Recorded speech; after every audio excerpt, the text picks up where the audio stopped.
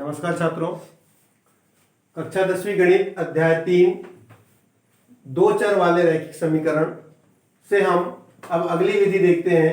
दूसरी विधि, समीकरण निकाय हल करने की प्रतिस्थापन विधि। हम प्रतिस्थापन विधि से समीकरण निकाय के को कैसा हल करेंगे या x और y के मान कैसे ज्ञात करेंगे। तो हम देखते हैं, प्रतिस्थापन का मतलब होता है एक चर के मान को दूसरे चर के मान में स्थापित करना। इसी का नाम है प्रतिस्थापन। तो इसके लिए हम क्या करेंगे, सबसे पहले एक समीकरण लेंगे। तो हम लेंगे, ये समीकरण दिया हुआ है हमारे पास, दिया है समीकरण निकाय 2x ऋण 3y बराबर 1 समीकरण पहला, और 3x धन 4y बराबर 10 समीकरण नंबर दूसरा।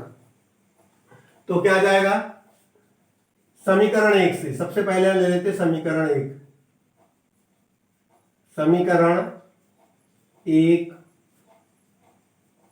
से समीकरण 1 को लेते हैं पहले।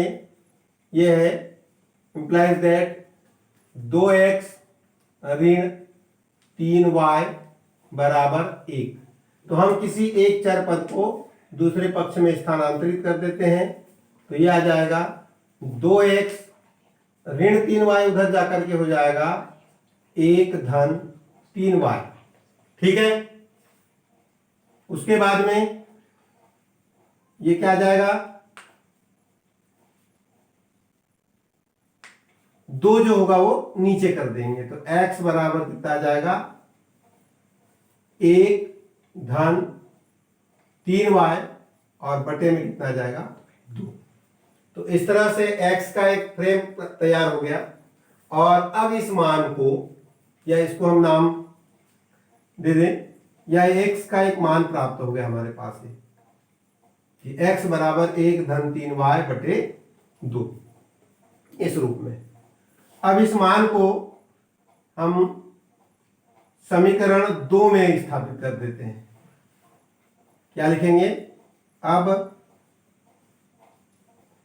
x बराबर 1 धन 3y बटे 2 को समीकरण 2 में रखने पर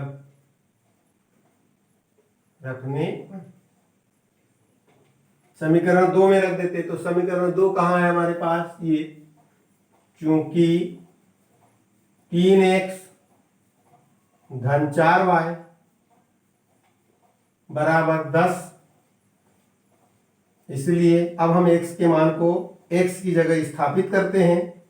तो 3, और जो x दिख रहा है, इस x की जगह पर हम ये पूरे के पूरे भाग को रखेंगे। ये जो x का मान दिख रहा है, इस पूरे मान को यहां पर रखेंगे। तो x के मान को रख देंगे तो क्या आ जाएगा, ये 1 धन 3y बटे 2, कोष्टक बंद कर दें, धन 4y बराबर 10। इस तरह से आ गया। अब आप आगे हल कर लीजिए। तो हल करेंगे तो क्या होगा, 3 का अंदर गुणा कर लेते हैं इस कोष्टक में। तो ये आ जाएगा, 3 का जब गुणा करेंगे तो 3 धन 9y बटे में कितना आ गया, 2, क्योंकि ये इसी भाग का हर है। ये धन 4y बटे 1, इसको भी ऐसा लिखेंगे बटे में, क्योंकि ये वाला एक भाग जब हर में है तो इसको भी हर में लिख दें हम भिन्न के रूप में, और ये बराबर 10। ठीक है छात्रों, अब इनका लघुत्तम निकाल ले या तिर्यक गुणा करके इनको जोड़ दे पहले। तो क्या आ जाएगा, सबसे पहले इनका गुणा कर ले। तो 1 का गुणा इस पूरे भाग में करेंगे तो यह आएगा 3 धन 9y। 1 का गुणा 3 में किए तो 3, 1 का गुणा 9y में किए तो 9y। और ये 2 का गुणा तिर्यक इधर कर देते हैं, तो 4 दूनी 8y, तो धन 8y। अब बटे में क्या आ जाएगा, इन दोनों का गुणनफल, 2 एकम 2 बराबर, इधर कितना आ गया, 10। अब जब ये वाला पक्ष जो है भिन्न के रूप में है तो इसके भी हम भिन्न के रूप में फिलहाल लिख सकते हैं। ठीक है, और ये आ जाएगा क्या, अब इनका तिर्यक गुणा कर ले इधर उधर, या एक इसको अभी ऐसे ही रहने दें। चलिए इसको पहले जोड़ लेते हैं हम, क्या आएगा ये 9y और 8y कितना हो जाएगा 17y हो जाएगा। कितना हो जाएगा ये 17y, तो ये आ जाएगा 17y धन 3 बटे कितना आ गया 2 बराबर 10 बटे 1। अब इसका तिर्यक गुणा कर लो और बराबर कर लीजिए।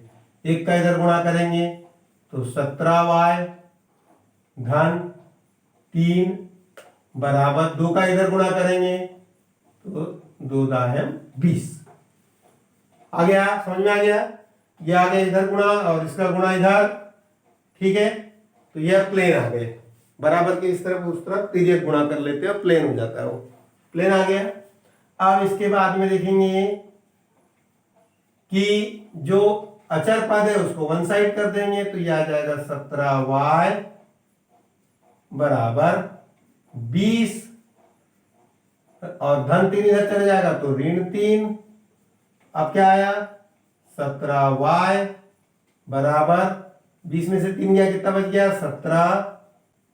तो अब क्या आ जाएगा y बराबर 17 और बटे में चले जाएगा 17। 17 एकम 17, एक बार कट गया तो y का मान आ गया हमारे पास में 1 बटे 1 यानी 1।